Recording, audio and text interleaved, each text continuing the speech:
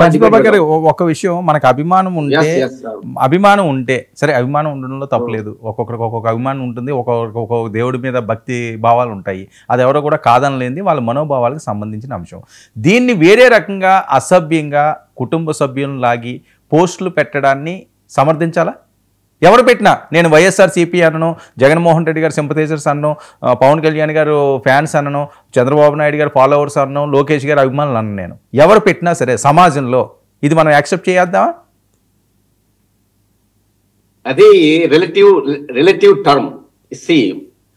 ఇప్పుడు రోజు కూర్చొని టీవీలలో వ్యక్తిత్వ హననం చేస్తూ అసత్య ప్రచారం చేస్తున్న వాళ్ళని మనం అది వార్తలు అంటారా లేకుంటే ఛానల్స్ అంటారా అది చెప్పే ముందు దాని పర్యవసానమే ఇది.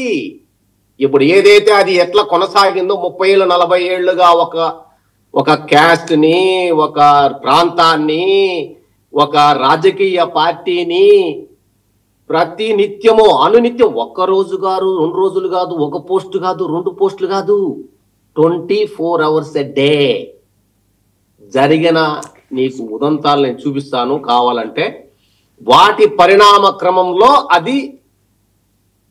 అది ఎక్కువయ్యే సోషల్ మీడియా అనేది వచ్చింది. ఈ దరిద్రాన్ని తట్టుకోలేక ఈ దరిద్రం దాపురించింది. నువ్వు ఎక్కడ క్యాన్సర్ ఎక్కడ పుట్టిందిరా, ఎక్కడ అంతమవుతుందిరా అంటే దానికి ఏమో ఆ పుట్టుక అనేది ఎక్కడి నుంచి పుడుతుందో తెలియదు, ఎక్కడ అంతమవుతుందో ఎవడు దానికి క్యాన్సర్ మందు లేదు. This is all it is. అంటే ఇప్పుడు సోషల్ మీడియా పోస్టులు పెట్టేది ఒక మహమ్మారి లాంటిది అనా? ఎస్, ఐ మీన్ నువ్వు కొన్ని విషయాలు ఎస్ దేర్ ఈస్ అ మహమ్మారి type of social media is there. 15 to 20% ఉంటది. ఏం చేస్తాం?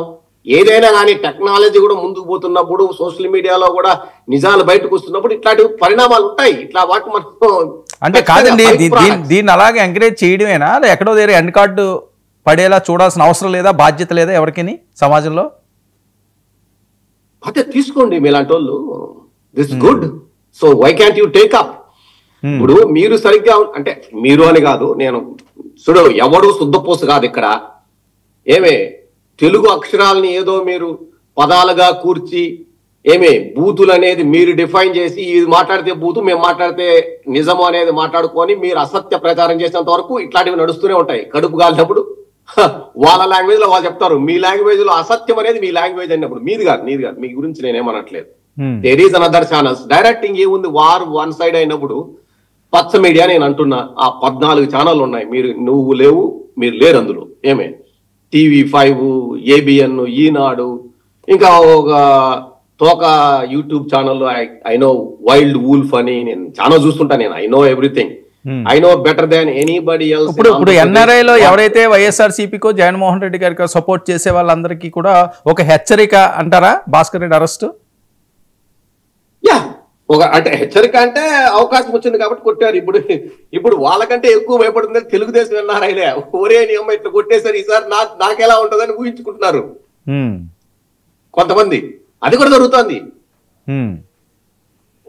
ఇక్కడ అందరూ ఇప్పుడు దీనికి ఇది మహమ్మారికి మతం లేదు, కులం లేదు, పార్టీ లేదబ్బా, ఇది మహమ్మారి.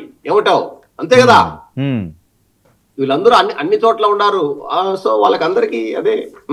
సరే, ఇప్పుడు ఏంటి పంచప్రభాకర్ సేఫ్ గా ఉన్నారా?